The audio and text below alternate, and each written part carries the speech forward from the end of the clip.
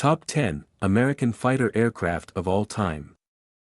The skies of the 20th century were awash with the roars of fighter aircraft, and few, if any, nation produced as many impressive machines as the United States. From the 1940s onwards, the U.S. created some of the greatest fighter aircraft in the world.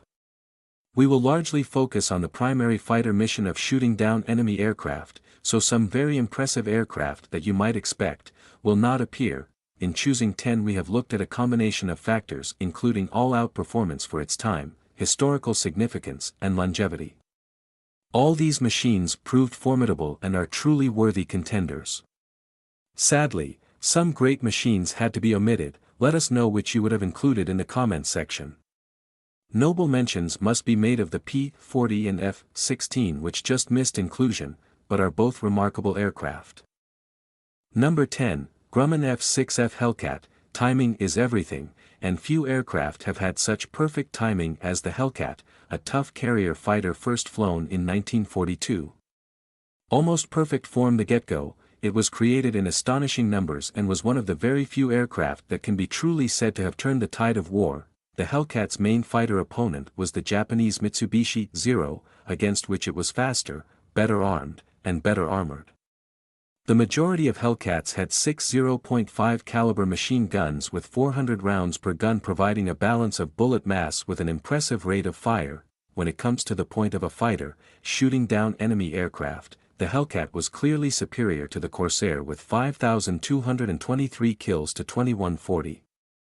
Some may claim the Spitfire as the highest-scoring Allied fighter of the Second World War, but then they built 20,000 of them. In fact, the Hellcat scored 0.42 victories per airframe built, while the Spitfire only managed 0.31, less than the Hurricane. The Grumman-Bethpage plants constructed 12,275 Hellcats in only 30 months in 1943–45. As soon as the Hellcat went to battle, it proved a ruthless terminator of the much-feared Zero. In its first big battle, in late 1943, 91 Hellcats faced off against 50 A-6M Zeros. The result was sobering for the Japanese. 28 Zeros were gunned down for the loss of 2 Hellcats, to achieve a borderline terrifying kill rate of 13-1. Number 9. North American P-51 Mustang. Perhaps 5784 Axis aircraft fell to the guns of the North American P-51 Mustang, making it the most successful American fighter aircraft of all time by this metric. Even more importantly, the P-51 had the range to escort bombers into Germany, defend them, and even attack targets of opportunity on the way back. The Mustang was very fast and exceptionally long-ranged, with good maneuverability in armament. The Mustang's brilliance was down to the combination of the best engine, the Rolls-Royce Merlin V12, with the most advanced aerodynamics and clever thinking about ease of manufacture. North American was owned by General Motors, and GM knew more than perhaps any other company in the world at the time about efficient mass production. The three factors combined to create a weapon of huge significance to the progress of the war. The P-51, originally designed and built for a British requirement, gave the US for perhaps the first time a serious contender for unofficial title of the best all-round fighter aircraft in the world. Its remarkable performance was down to an exceptionally low-drag design, with every effort made to keep the aircraft as smooth surface as possible. Over 15,000 of the superb Mustang were made, serving in many places around the world. Of all U.S. fighter aircraft, it was probably the most important historically, with only the P-47 and Hellcat as possible other claimants. Astonishingly, the last P-51 to be retired from active service was in 1984. In service with the Dominican Republic. Number 8. Republic P-47 Thunderbolt. That the massive P-47 Thunderbolt scored 3,786 victories in World War II is impressive enough in its own right, but perhaps even more notable is how many P-47 pilots survived the war. The plane had a remarkable ability to soak up enemy fire and still return, and no other fighter could boast. It enabled all its aces to survive. The P-47 Thunderbolt was the most versatile fighter aircraft of the Second World War. It was not best in class in any category, however, it was very good in just about every category. Fast, long-legged and well-armed, it was also the most survivable fighter of the entire war. In scale and concept, the P-47 was a design outlier and was different from every other fighter of the war. Unlike the comparable British Hawker Typhoon, the P-47 had superb medium and high-altitude performance. It was also safe and reliable, something which cannot be said of the Typhoon. Between its size and complexity of the turbo-supercharging system, the P-47 was an expensive aircraft to produce. It cost over 50% more to build than the P-51. Despite this, the P-47 was, and likely will remain, the highest produced fighter in U.S. history. The aircraft could carry 3,400 rounds of ammunition, 65% more than a P-51. This high quantity of ammunition resulted in an interesting evolutionary role for the aircraft as the war progressed, allowing the attack of targets of opportunity on the way home. Over 15,636 P-47s were produced, making it the most significant U.S. fighter of the war in terms of numbers. Number 7. Grumman F-4F/FM Wildcat. Without a doubt, the Wildcat was the most significant Allied naval fighter of the first half of the Second World War. What it lacked in absolute speed, the plucky Wildcat made up for in maneuverability, armament and relative ease of operations from aircraft carriers. Like all Grumman planes, it was also as tough as old boots. The engine used by most early variants of the Wildcat was the trusty Pratt Whitney R-1830 Twin Wasp. It was also used by the C-47 Skytran. The F-4F-3 enjoyed a good range, reaching 845 miles, 1,360 kilometers, on internal fuel. Armament comprised 6 12.7 mm, or 0.5 caliber, and /M2 Browning heavy machine guns, which was not only extremely destructive but far easier to support logistically than the mixed machine gun and cannon armament of other fighters. Only requiring one ammunition type was a definite advantage, especially at sea. The Wildcat was essentially the U.S. Navy's only operational fighter from late 1941 until August 1943, and thus its significance cannot be overstated. The U.S. claims it destroyed 1327 enemy aircraft for only 178 air-to-air losses, generating an impressive, claimed kill-to-loss ratio of 6.9 to 1. Number 6. Vought F-4U Corsair. U.S. Corsairs claimed the destruction of 2,140 Japanese aircraft, while only losing 189 Corsairs in air-to-air combat. This ferocious victory-to-loss ratio of 11 to 1 marks the Corsair as one of the most formidable fighter aircraft in history. The Corsair was as maneuverable as the Mitsubishi A6M0, and faster, longer-ranged and far more resilient to fire. The Corsair's distinctive gull wing was necessary to accommodate an undercarriage long enough to match the aircraft's extremely large propeller. The Corsair was operated from aircraft carriers, but was not as docile or safe to operate from carriers as the Hellcat. In the Korean War, a Corsair shot down a MiG-15 jet fighter, a rare achievement for a propeller-engined fighter.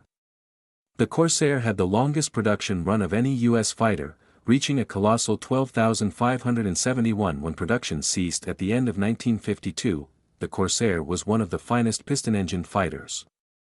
It enjoyed a long service life in the U.S., serving from late 1942 until 1953, and even soldiered on in Honduras until 1979. Number 5. F-15 Eagle. The Vietnam War revealed that the U.S. Air Force was overly reliant on unreliable air-to-air missiles, a dependency that had seen the introduction of less maneuverable fighter aircraft. A new fighter was needed that, as well as embracing the latest advances in radar and missiles, also had a gun, excellent agility, and the ability to dominate in either turning fights or longer-range missile engagements. Manufacturer McDonnell Douglas took the best qualities of their last-generation fighter, the F-4 Phantom II, its great power, physical toughness and high performance, and added word-beating maneuverability, pilot friendliness and far better view from the cockpit. The result was a fighter that would dominate the skies for several decades and rack up an unprecedented victory-to-loss ratio in air-to-air combat, often cited as above 104 to 0, huge and with a loaded weight of around 60,000 pounds, 27,000 kilograms. The Eagle proved itself again and again. Though the initial variants were not the longest ranged and suffered radar teething problems, the design soon matured into a very successful air superiority fighter. Initially a purely air-to-air fighter, a multi-role version capable of ground attack and other missions was developed in the form of the Strike Eagle series. Advances in cockpit, sensor and weapons technology, as well as airframe materials and engine development, have been lavishly applied to latest variants of the F-15, making U.S. examples among the very best equipped fighters, even today. Though the F-15 lacks the radar stealth, the ability to minimize how easy it is to detect an aircraft by radar, of more recent designs, it remains a viable weapon against almost any potential adversary. The Eagle is used by the air forces of the US, Israel, Japan, Saudi Arabia, Singapore, South Korea and Qatar. Number 4, North American F-86 Sabre. If pondering the greatest fighter aircraft in the world in 1949, there would really only be two serious candidates, the Soviet MiG-15 and the North American F-86 Sabre. These two fast, agile, swept-wing jet fighters were extremely close matches and would soon duke it out in the bloody skies of Korea. The swept-back wing was a 1940s innovation that enabled efficient flight at higher speeds. Pioneered by the German Messerschmitt Me-163 and Me-262 in the Second World War, the swept wing would be the primary wing design of 1950s fighters. The F-86 built on North Americans' huge success with the P-51 Mustang. In Korea, America claims that F-86 pilots shot down 792 MiGs, with a victory-to-loss ratio of about 8-1. Though these claims are likely on the high side, there was still a large degree of U.S. dominance. This was partly due to the brilliance of the F-86, but likely more to do with the excellence of the pilots, many of whom were experienced Second World War veterans, as well as superior tactics. The F-86 Sabre is the Western jet fighter produced in the greatest number, with a total close to 10,000. The type was pivotal to Western air power as well as setting the stage for the America's long-running supremacy in the creation of formidable jet fighter aircraft. Its handling was delightful, with British test pilot Eric Winkle Brown describing it as a jet-powered Spitfire. The chief designer of the F-86 was German-born Edgar Schmud, who also designed the P-51 Mustang. Number 3, McDonnell Douglas F-4 Phantom II. After a rash of severely flawed naval fighters able to operate from aircraft carriers, the McDonnell Company developed an absolute winner in the F-4 Phantom II. The degree of its success is easy to see, for despite taking its first flight as far back as 1958, it remains in frontline service, in Iran, in 2024. Not only that, well over 5,000 Phantoms were built and served with not only all three major U.S. military air arms, but 11 foreign operators. Key to the F-4's success was its great engine power, physical strength and high top speed.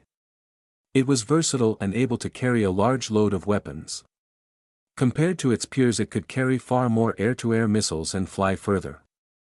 For example, it could carry 8 missiles compared to Britain's English Electric Lightning, which carried 2, and could still fly around 3 times further. In the Vietnam War, U.S. Phantoms claimed to have destroyed around 147 aircraft, of a total of 195 North Vietnamese Air Force aircraft claimed destroyed in air-to-air combat, making it the most successful fighter of the war. From the late 1960s onwards, the F-4 was also racking up kills for the Israeli Air Force. In the particularly bloody Iran-Iraq War of the 1980s, it again proved formidable, this time in Iranian hands. The F-4 Phantom II has proved adaptable, dependable and without doubt one of the greatest fighter aircraft in history. Number 2, Lockheed Martin F-22 Raptor. Way back in 1981, the new U.S. president was a sprightly 70-year-old called Ronald Reagan. Fervently anti-communist, Reagan made the buildup of the American military a priority. The Soviet Union then had 2 new fighters, the MiG-29 and Su-27, both of which were a serious challenge to the main U.S. fighters, F-14, F-15, F-16 and F-18.